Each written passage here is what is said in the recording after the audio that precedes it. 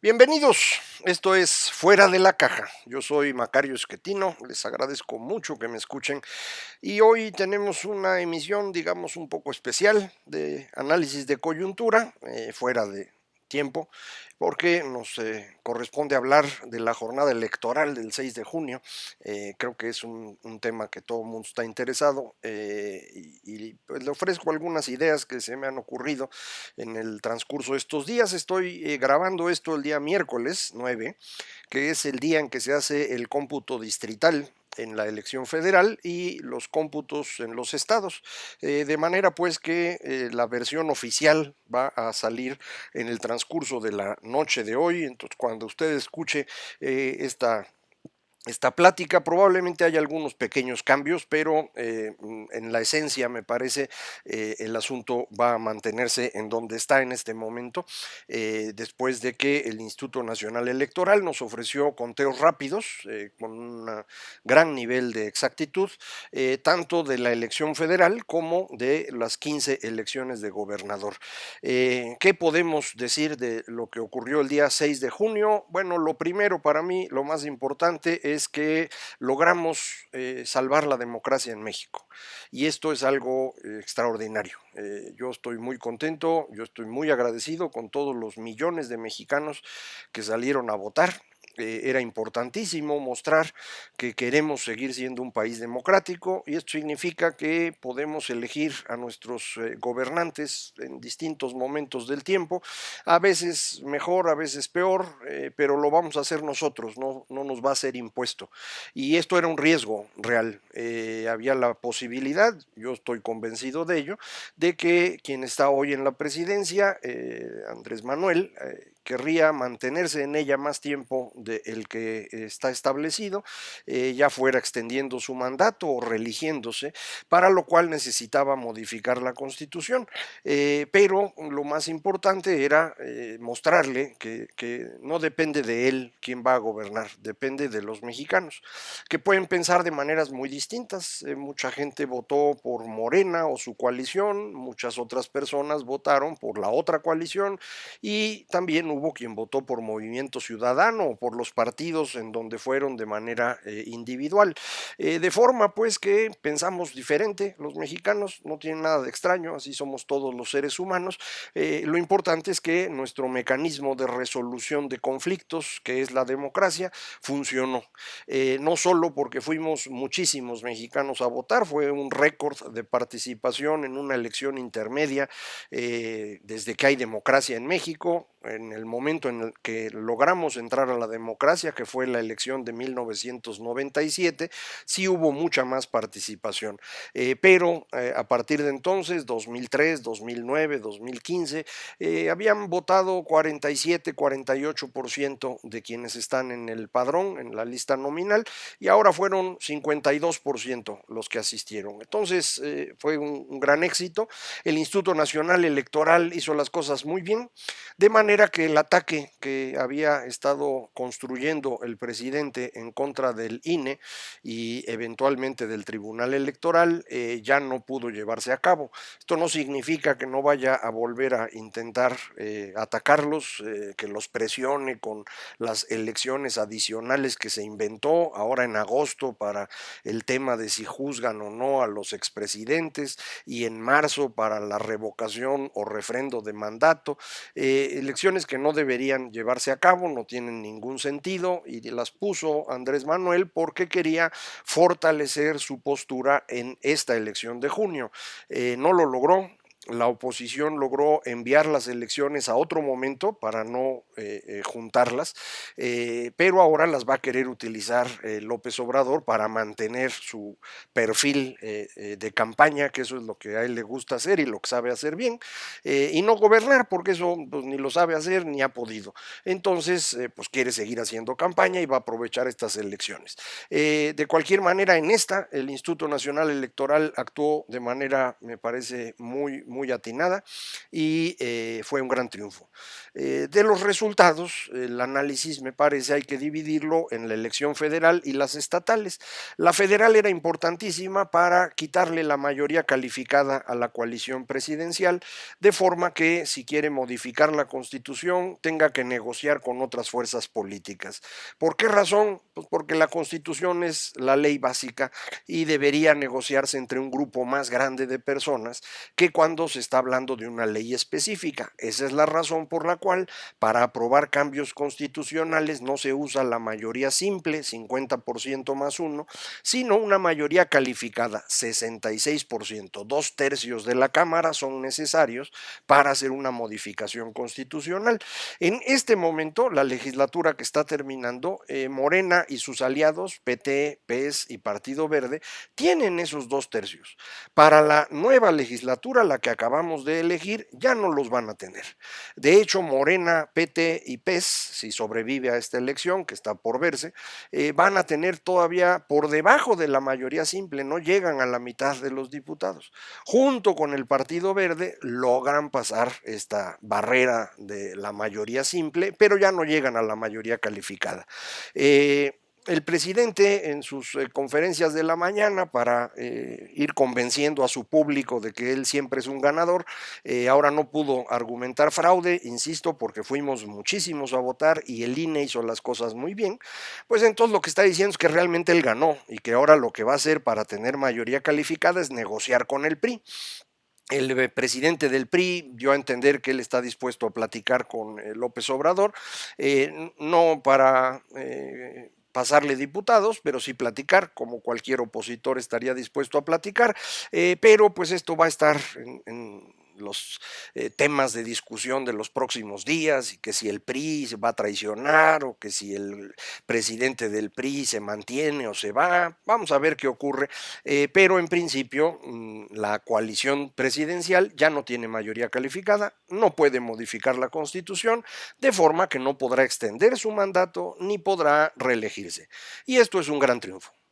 A partir de esto estamos nuevamente en un escenario normal de una democracia y en el caso de México es una democracia muy extraña porque seguimos teniendo una gran cantidad de mexicanos que no puede salir de lo que aprendió en primaria. Y en primaria lo que nos enseñaron a todos es el nacionalismo revolucionario, este gran cuento mítico sobre la historia nacional en la cual la revolución mexicana nos dio sentido como nación y es lo que hay que adorar.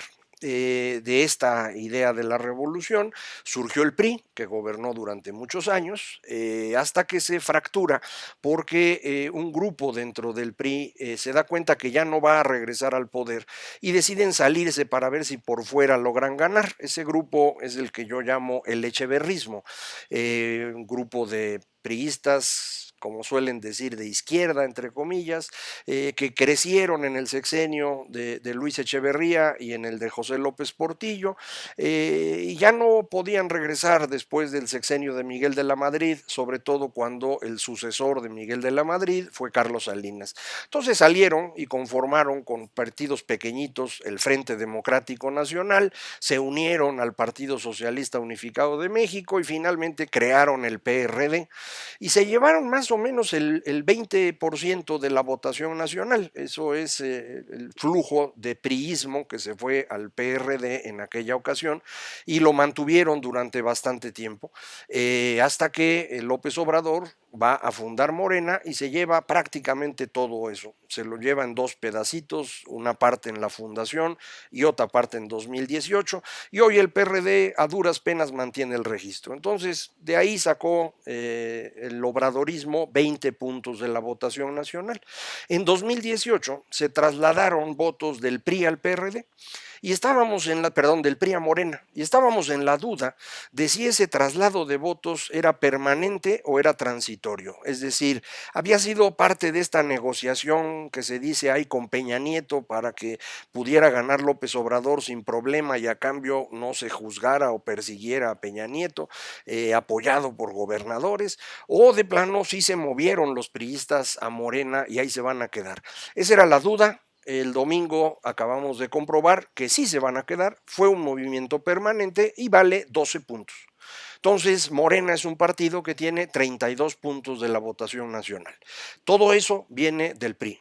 Es una forma de pensar que yo insisto está creada alrededor del nacionalismo revolucionario, de esta historia mítica, historia de bronce, en donde Villa y Zapata son grandes héroes, en donde se puede dividir al país entre los pobres y todos los demás que son los enemigos, empezando por la iglesia, los empresarios, los extranjeros, en particular Estados Unidos. Es una historia maniquea que ha servido para mantener al PRI en el gobierno todo el siglo XX y todavía hoy les da 60 puntos, nada más que ahora ya se dividieron, no son 60, son 55. Ya se dividieron, hay 32 puntos en Morena, 20 puntos en el PRI y 3 puntos en el PRD.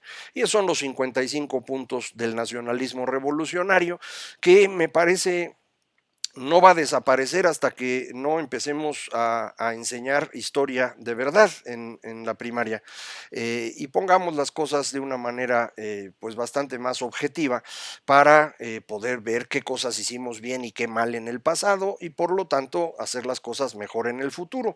De momento pues lo que nos siguen repitiendo, insisto, son los cuentos, eso aprenden los mexicanos, no tienen acceso a mucha más educación después y por lo tanto pues siguen votando por un partido que les parece representa lo que ellos creen que es México. Yo no creo que esto deba ser criticado, yo creo que esto debe ser corregido, e insisto, debe hacerse a través de explicarle a los mexicanos la verdadera historia de este país y las cosas, insisto, que hicimos bien y que hicimos mal. En cualquier caso, esa es la votación. Ya no tiene esta capacidad de extender su mandato, le decía, y esto ha llevado a que el mismo lunes 7, en cuanto se publicó la reforma al Poder Judicial que incluye este transitorio que amplía el mandato del presidente de la Suprema Corte de Justicia, inmediatamente después el presidente de la Suprema Corte de Justicia anuncia que va a consultar con los jueces si ese transitorio debería o no considerarse. Esto es muy importante porque en los hechos significa que van a tratar de tumbar ese transitorio de la forma más jurídicamente correcta que puedan.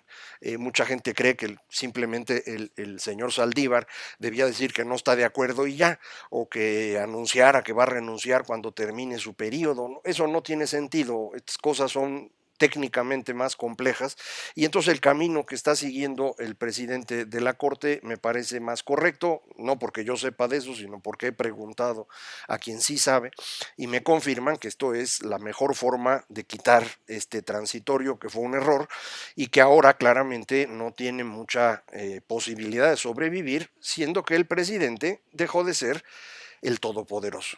Esto es lo grande de la elección del domingo.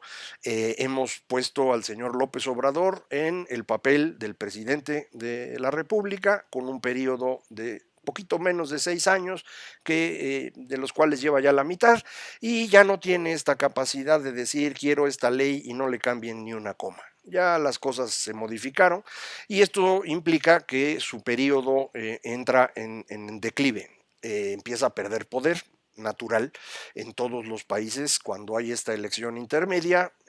Lo que sigue es el periodo en el cual el que está en el poder tiene que empezar a construir la sucesión y eso es lo que va a tener que hacer López Obrador, con el detalle de que la sucesión va a estar complicada. Sus dos candidatos naturales, Marcelo Ebrard y Claudia Sheinbaum, están en este momento sumamente debilitados. Los dos por el caso de la línea 12 del metro, pero adicionalmente Claudia Sheinbaum ha sufrido la derrota más grande que la izquierda priista ha sufrido en la Ciudad de México, perdió la mitad de la ciudad, tanto en delegaciones perdió un poquito más, en diputados federales es exactamente la mitad, en diputados locales es un poquito menos de la mitad. En cualquier caso, eso no había pasado, y esto es importantísimo porque este fue el bastión, la Ciudad de México, de esta izquierda priista, desde 1997, les recuerdo, yo incluso participé ahí, fui asesor económico de López Obrador en esa campaña de 97, en donde el PRD se colocó en el segundo lugar de la elección, tantito arriba del PAN. Participé después en el gobierno de Cuauhtémoc Cárdenas en la Ciudad de México, y desde 99 me alejé y me dediqué nuevamente a la academia, pero ahí estuve, así que en parte también soy culpable de estos gobiernos de izquierda priista. Ahí fue donde me di cuenta de qué era realmente la izquierda en México, y el resultado de eso fue mi libro 100 años de confusión, que se publicó en 2007, y en donde pues trato de entender mejor esa historia que yo había aprendido en primaria y que resulta ficticia. Pero en cualquier caso, la izquierda gobierna la Ciudad de México desde entonces y no había sufrido una derrota como la actual. Claudia Sheinbaum va a tener muchas dificultades para ser la posible candidata presidencial en el 24. Así que pues no hay sucesor en este momento para López Obrador. Obviamente el gran ganador es Monreal, pero López Obrador no lo quiere, entonces vamos a ver qué pasa por ahí. En el lado de enfrente, el señor Alfaro, el gran candidato potencial de Movimiento Ciudadano, a duras penas mantuvo Jalisco, perdió 6 distritos, ganó un poquito más en la zona metropolitana, pero no está claro que pueda extenderse y que pueda convertirse en la figura nacional que se requiere ser para convertirse en candidato presidencial, así que no le fue tan bien. Le fue peor al señor Cabeza de Vaca en Tamaulipas, perdió el Congreso local, no sé si vaya a repetirse el intento de desafuero del gobernador de Tamaulipas. El intento anterior fue detenido en ese Congreso local, que era panista, y ahora va a ser morenista, pero tienen que volver a hacer todo el proceso con algún nuevo delito, porque los anteriores no los pueden utilizar, según entiendo, pero ya veremos. En cualquier caso, en este momento no hay candidato a 2024, ni candidato ni candidata, no hay nadie, y eso es muy bueno, porque esto lo que significa es que no tenemos que estarnos fijando en nadie. Ganó Morena la inmensa mayoría de las gubernaturas que se estuvieron en juego. ¿Por qué? Por el derrumbe del PRI. Esa es la razón. Si ustedes ven el mapa, que lo pueden ver en mi página macario.substack.com, en donde le digo, pongo todo lo que hago, puse ahí mi análisis y pongo los mapitas de México, de qué partidos son los gobernadores en los últimos años, y se ve muy claro el traslado de los estados de color rojo priista a los estados de color morado morenista. Se movieron nada más.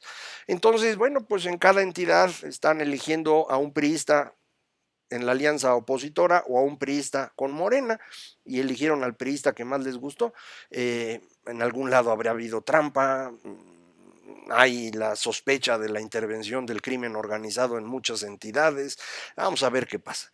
Pero en cualquier caso, esto no es motivo de una inmensa preocupación, es algo perfectamente normal en una democracia, y pues veremos cómo gobiernan, y cada uno en su estado deberá decidir si eligió bien ahora o mejor le cambian la próxima, pero su impacto sobre la federación no es tan significativo, y ahí es muchísimo más importante la derrota que sufrió López Obrador, y por eso lleva 3 días diciendo que no perdió, que la verdad es que la prensa lo malinterpreta y que los conservadores lo atacan.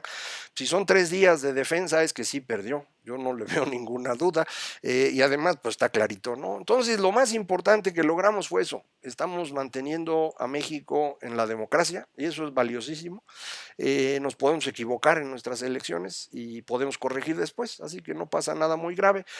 A partir de hoy el presidente López Obrador ya no importa, es irrelevante, ya no tiene nada que hacer, tiene que ir preparando la sucesión, le va a costar un trabajo inmenso porque no tiene candidatos, pero además él se imagina que nadie es capaz de sustituirlo, y entonces vamos a estar en problemas, pero pues a ver qué hace.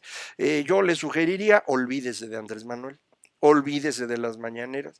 Ya no discuta si el señor es incompetente, sí lo es, que si está enfermo, sí lo está, que si es irrelevante, sí, sí lo es. Ya no hable de eso.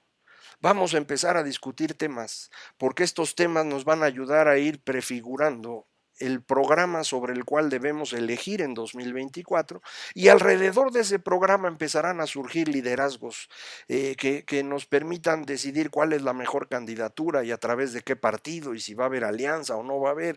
Eso debe construirse, pero sería bueno alrededor de estos temas específicos, concretos, importantes para México. ¿Qué hacemos con el sector energético para garantizar un abasto confiable y a buen precio de energía, no solo para nuestros hogares, sino sobre todo para que pueda haber inversión extranjera que va a generar muchos empleos? Entonces hay que ver cómo le hacemos para allá. ¿Qué vamos a hacer en materia de salud y educación, que nunca han estado muy bien, pero hoy están peor? ¿Qué vamos a hacer en materia de política fiscal para resolver los boquetotes que tenemos? ¿Cómo le hacemos para tener pensiones garantizadas a futuro sin que eso nos desbarate todo lo demás? Son temas importantes que hay que discutir y en los cuales, insisto, López Obrador ya no tiene importancia. Vamos a ver qué ocurre con sus dos leyes en materia energética que van a discutirse en la Corte. ¿Por qué le digo? Me da la impresión que ya todo mundo empieza a separarse de López Obrador porque ya no fue el todopoderoso que aspiraba a ser.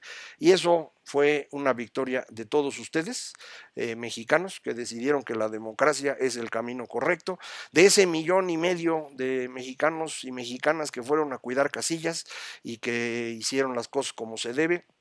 Así que pues hay que estar felices y hay que ponerse a trabajar sobre los temas. Y eso vamos a estar haciendo aquí lo más pronto posible. Por el momento, ese es el panorama electoral que yo percibo y muchísimas gracias por acompañarme. Esto fue Fuera de la Caja.